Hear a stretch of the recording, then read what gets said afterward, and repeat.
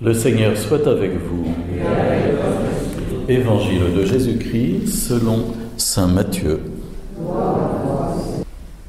Jésus était né à Bethléem en Judée au temps du roi Hérode le Grand. Or voici que des mages venus d'Orient arrivèrent à Jérusalem et demandèrent « Où est le roi des Juifs qui vient de naître ? Nous avons vu son étoile à l'Orient et nous sommes venus nous prosterner devant lui. » En apprenant cela, le roi Hérode fut bouleversé et tout Jérusalem avec lui. Il réunit tous les grands prêtres et les scribes du peuple pour leur demander où devait naître le Messie, le Christ. Ils lui répondirent « À Bethléem de Judée, car voici ce qui est écrit par le prophète. Et toi, Bethléem, terre de Juda, tu ne certes pas le dernier parmi les chefs-lieux de Juda, car de toi sortira un chef qui sera le berger de mon peuple Israël. » Alors, Hérode convoqua les mages en secret pour leur faire préciser à quelle date l'étoile était apparue. Puis il les envoya à Bethléem en leur disant « Allez vous renseigner avec précision sur l'enfant, et quand vous l'aurez trouvé, venez me l'annoncer, pour que j'aille moi aussi me prosterner devant lui. » Après avoir entendu le roi, ils partirent. Et voici que l'étoile qu'ils avaient vue à l'Orient les précédait, jusqu'à ce qu'elle vienne s'arrêter au-dessus de l'endroit où se trouvait l'enfant. Quand ils virent l'étoile, ils se réjouirent d'une très grande joie. Ils entrèrent dans la maison, ils virent l'enfant avec Marie, sa mère, et tombant à ses pieds, ils se prosternèrent devant lui. Ils ouvrirent leur coffret et lui offrirent leurs présents, de l'or, de l'encens et de la myrrhe. Mais avertis en songe de ne pas retourner chez Hérode, ils regagnèrent leur pays par un autre chemin. Acclamons la parole de Dieu. Louange à toi, Seigneur Jésus. C'est une fête assez populaire que celle de l'Épiphanie, avec les rois mages. Quand on fait une crèche en famille, quelquefois, on se débrouille avec les enfants pour faire avancer les rois mages petit à petit jusqu'au moment de l'Épiphanie où ils sont devant la crèche. Et vous le savez, ce mot épiphanie, qui est un mot un peu bizarre, parce qu'un décalque direct du grec veut dire manifestation.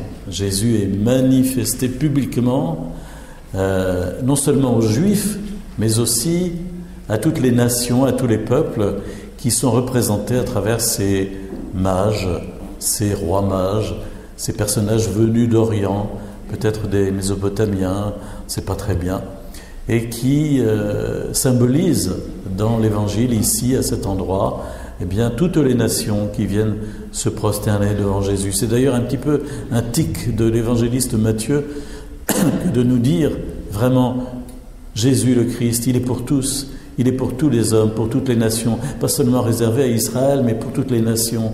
Et à la fin de son évangile, à la fin, de l'autre côté, au bout, on verra Jésus ressuscité qui bénit ses apôtres avant son ascension et qui leur dit « De toutes les nations, faites des disciples ».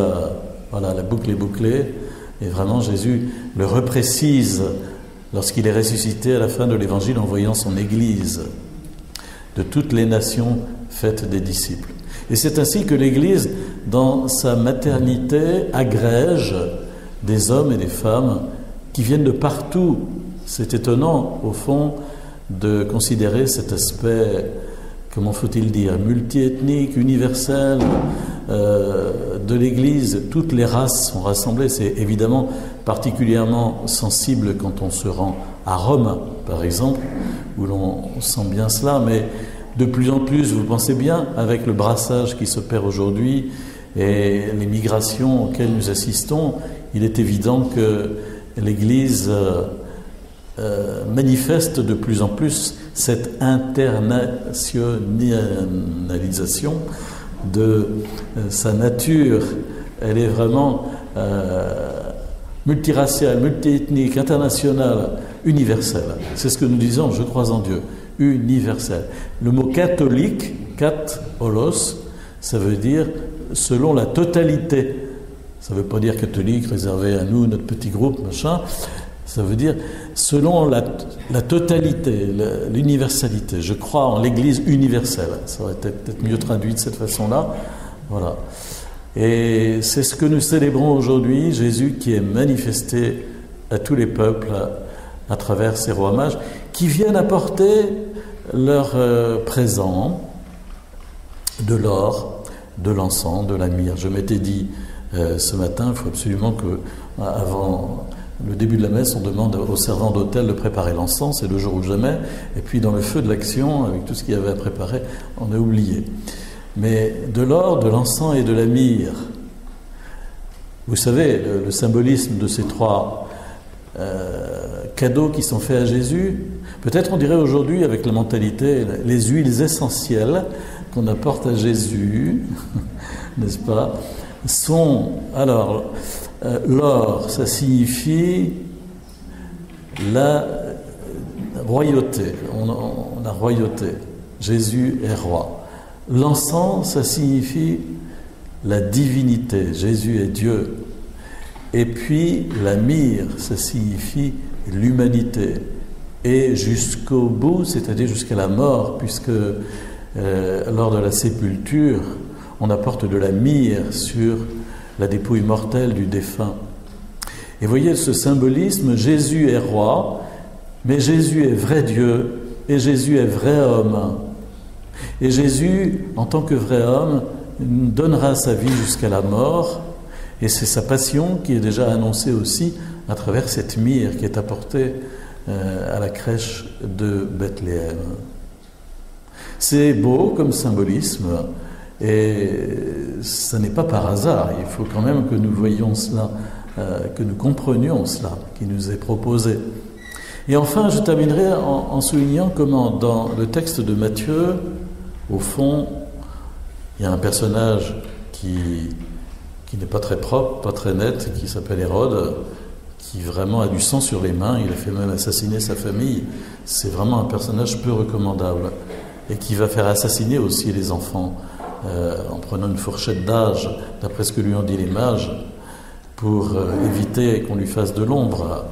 Cet Hérode qui va jusqu'à dire aux mages, allez vous renseigner et puis me dire pour que moi aussi j'aille me prosterner et l'adorer. On appelle ça un faucheton. Et ce que les mages sont venus faire, c'est le sens profond de notre vie chrétienne, de notre baptême, nous prosterner et adorer Jésus. C'est la démarche que les mages sont venus faire. Ils se prosternèrent et devant lui et ils ouvrirent leur coffret.